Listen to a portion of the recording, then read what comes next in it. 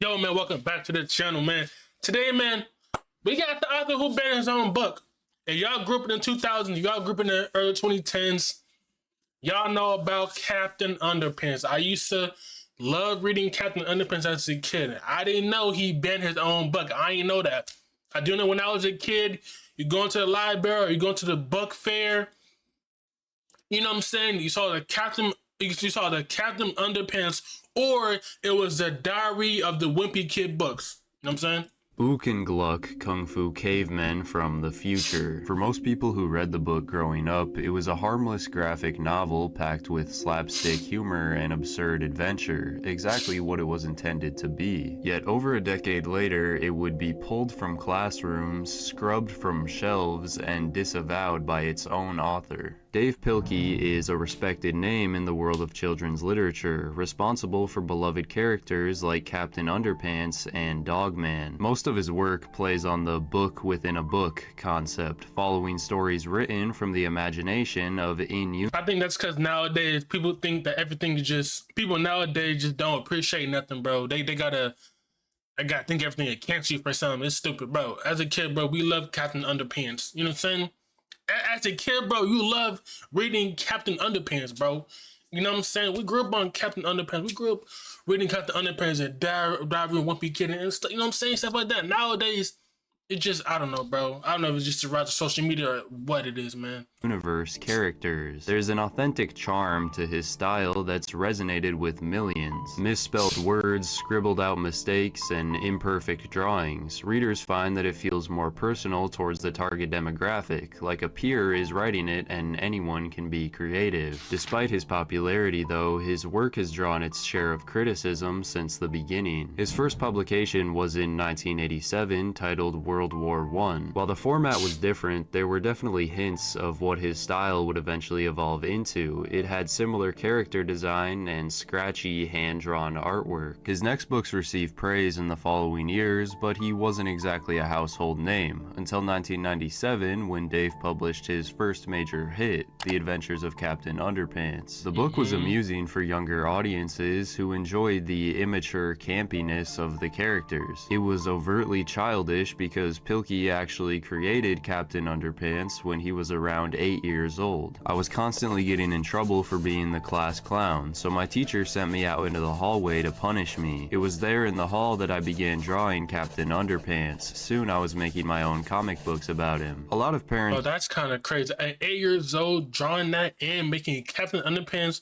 and it came like real life. It came a reality where you're making books off of it, and kids love your Captain Underpants books, and you doing that at 8 years old, and you decide to do that, make it a comic book. That's good, man. That's good. and teachers appreciated how accessible it was, that it made reading enjoyable for even the most reluctant students, but many adults felt differently. Some found the toilet humor to be inappropriate and devoid of any educational value, featuring characters like Dr. Diaper. They thought this kind of comedy was encouraging immaturity in the youth and had no place in a school. Others criticized it for the rebellious nature of the main characters, how they often mocked educators and disrespected authority. The series has been named in the American Library Association's most challenged books. By 2001, Dave had released 4 subsequent entries, and as his following grew, the series received more and more pushback. But he always stood by his stories, holding his position that they were created as humorous entertainment and didn't need some overarching moral lesson. See, bro, this is what I mean, bro. Everybody takes everything seriously, bro.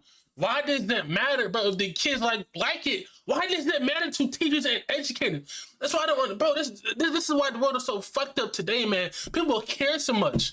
God damn, have some fun. Have some fun with it. Damn.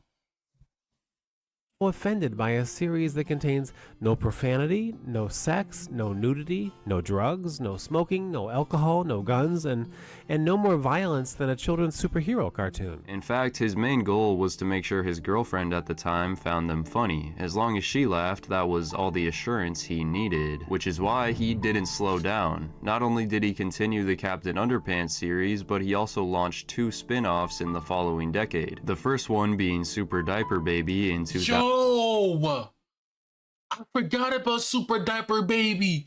Yo, I forgot. 2002, and the next would be The Adventures of Ook and Gluck. But this time, when controversy was ignited, he wouldn't stand behind the novel. It was released on August 10th, 2010, and the story follows two cavemen, Ook Shadowski and Gluck Jones, as they embark on a hero's journey through time. And compared to a lot of Pilkey's other work, it actually has a strong lesson at the end. While it doesn't feature characters from the Captain Underpants comic universe, this one does share the same creators, 4th graders named George and Harold. It's set in 500,001 BC, Caveland, Ohio, where Ook and Gluck go on adventures and get themselves into precarious situations. The antagonist, Chief Gopper suffers as a consequence of their mischief, always having his efforts undone. When a plan to marry Ook's sister goes wrong, he ends up meeting his descendant from thousands of years in the future, J.P. Gopper, CEO of the world's most evil corporation. He explains that the present day has run out of resources like... Yeah, for this book, right? I don't think I never read this book. I think I read the Captain Underpants thing, the baby, the Dapper Baby. Did I read the Dapper Baby? I don't know. I do know as a kid going to the library and the book fair was about like Captain Underpants. I don't know about like the Dapper Baby and the Ooger and this one. I don't think I never watched this one. I mean, not watched this. I don't think I never read this book right here when I was a kid. I don't think so. I could be wrong. But also, I don't really know. You know what I'm saying? trees and oil, so he built a time machine to extract them from the past. This gives the chief the idea to join forces with him and help enslave all the cave people in his time period. After the villains successfully take over the past, they bring Ook and Gluck to the future to torture them. Ook and Gluck manage to escape their captors and end up hiding out in a school of Kung Fu. The school is run by a wise sensei named Master Wong, and the illustrations in this part start to hint at why some readers took issue. Master Wong vows to train them so they can return and save their friends and family. Over the next 7 years, they become proficient in Kung Fu and attain wisdom from Wong. Ook and Gluck return to the past and free everyone. When they come face to face with the Goppernoppers, rather than fighting, they simply trick them into having an egotistical argument about who's the better man. It ends in the CEO killing his ancestor, which erases him from existence. With its comically over-the-top storyline and a message about humility and non-violence, it hardly seemed like the kind of book that would cause any problems. And for a long time, it didn't. For 11 years... I think I did read this one. I think I did. I think it's coming back. I think I did read this one. I think there was another one when there was like a book, but it was like they're like in like jail. I don't know if it's this creator, but I remember it was like a book where like they were in jail. I don't know if it's this creator. I don't know. It was read and enjoyed by kids, teachers, and parents. Aside from some of the name calling and of course toilet humor, it was widely praised for the story, illustrations with fliporamas, and its underlying themes. There was a sequel teased at the end for Ook and Gluck Jr., but it was never officially released, so the book remained a one-off standalone adventure in Pilkey's catalog. But as the COVID-19 pandemic broke out in 2020, the US experienced a major surge in anti-Asian racism. Terms like Kung Flu were circulating wildly during this time, coinciding with a notable rise in reported hate crimes toward Asian communities. Amidst the heightened national awareness, more and more media was being cracked down on, including multiple Dr. Seuss books that were pulled for depicting Asian characters. Sticks. I'm not saying don't people in like the Asian like, over there in Asia, like all the Asian, don't they usually use like chopsticks? Because isn't that like they don't really use forks? Like they're known for chopsticks. Or am I wrong? Does that sound mean? Don't they usually use chopsticks? Like you know when you'll get some Chinese food or Japanese food, what they use like chopsticks, right? Like you can get a fork, but like mainly chopsticks. You know what I'm saying? In stereotypical ways, which is why in early 2021 the adventures of Ook and Gluck was put under the spotlight. Billy Kim, a Korean-American father of 2 children, launched a change.org petition stating that Scholastic needed to apologize for publishing a children's book filled with racist imagery. He pointed out that the Asian characters, Master Wong and his daughter, were drawn with slits for eyes and wore traditional Chinese outfits. Additionally, Wong embodied embodied the tired archetype of the wise old mentor, speaking almost exclusively in vague quotes and Chinese proverbs. And by the end of the story, the Kung Fu master is saved by the two non-Asian protagonists. He believed that the book was perpetuating stereotypes that were damaging to the Asian community, especially in a time like that. Kim and almost 300 other supporters were able to... So you're telling me because of COVID and Asian hate is because they do that? But then don't all Asians want to be white? So then when they get attacked by white people, y'all want... Man, that had nothing to do with the video, but I'm just saying, like, people don't really care when, like, when my people are getting attacked. They only care when they're getting attacked. You know what I'm saying?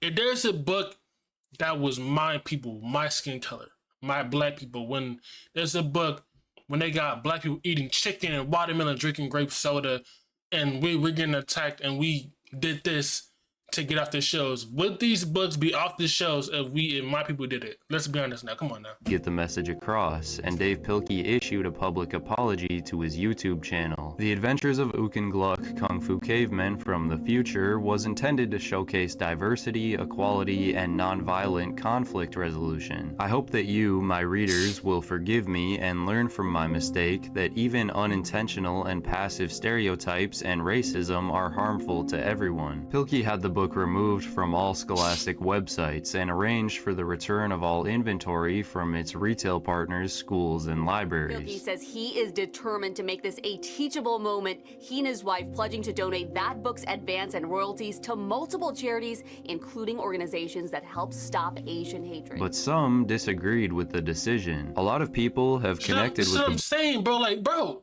we grew up, bro, you're telling me in the early 2010s he didn't need to take the books out, but because now it's Asian hate and they seen the books, and now it has to be taken off the shelves?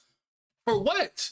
Y'all could have been took this off the shelves in the fucking 2000s and the early 2010s. Y'all doing it now in the 2020s when Asians were getting hated on? For what? They could have done that shit in the early 2010s. They didn't care about that back then. They only cared when it... book since its release and didn't want to see it removed, while others just simply felt this was another case of people being too sensitive and the ban was unwarranted, stating that Scholastic should be ashamed for stopping publication of the book. Also that he was wearing a tang coat, right, a traditional Chinese jacket. What should he wear? Right? This is a Kung Fu master. You would expect him to be wearing that kind of coat. There was even a counter-change.org petition to bring Ook and Gluck back, which garnered more signatures than the opposing side. The Adventures of Ook and Gluck remains out of circulation and will likely never return. While some commend Pilkey for taking action, it's been pointed out that they basically blew the whistle on themselves. It's not like there were masses calling for its... Bro, they talked about it was racism. Why? How come they didn't do this shit in the early 2010s or the 2000s? Why are they doing it now in the 2020s? You're telling me if it's so racist in that, or racism, how come they didn't stop it or try to get it canceled in the 2010s, early 2010s, the 2010s, in the 2000s? Can y'all please explain to me that? Why are they doing it now? How come they couldn't do it in the 2000s? Oh, when he first brought the books out. Come on now.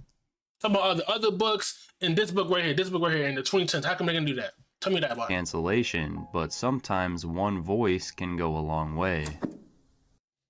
Let me know what you think down below, man. I don't know, bro. It is what it is. It is what it is, y'all. But yeah, man, I'll see you guys in the next one, man. We out.